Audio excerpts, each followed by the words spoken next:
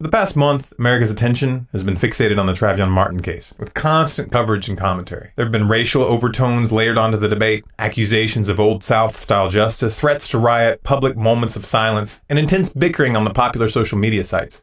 Why is this? Let's put the particulars of the case aside for a second, take a step back, and put this in perspective.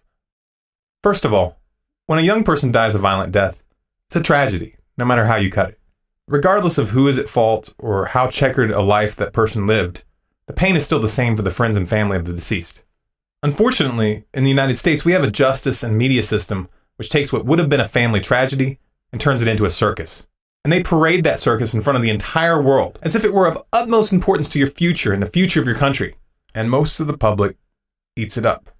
Yes, let's focus all of our attention on one highly questionable and contentious altercation where one person ended up dead in the hands of a civilian. And let's ignore the scores of other cases of blatant police brutality and outright murder that we've seen just this past year. How about the Dorner case, where the LAPD finally admitted that they set fire to the house he was in intentionally, burning the man alive? Of course, they denied it at first, but they were caught in audio recordings and they were forced to change their story. The officers responsible didn't get charged. There was no trial. The media didn't focus your attention there. Why not?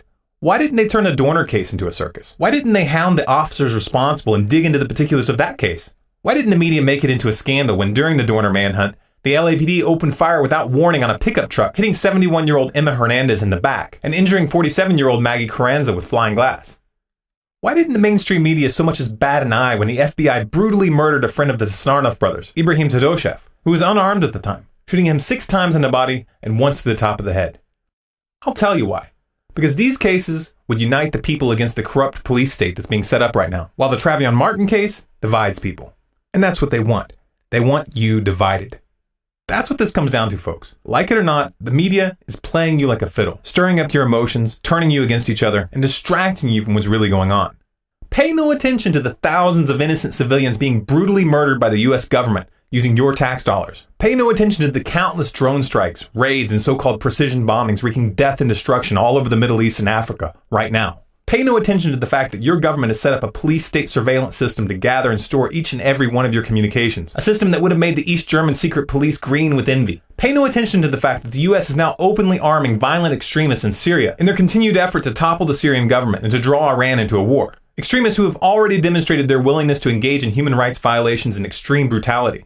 Pay no attention to the fact that your government sent thousands of guns to Mexican drug cartels in Operation Fast and Furious. Guns that have resulted in hundreds of deaths on both sides of the border. Oh, and especially pay no attention to the fact that those who planned the operation are still in office. Never mind all that.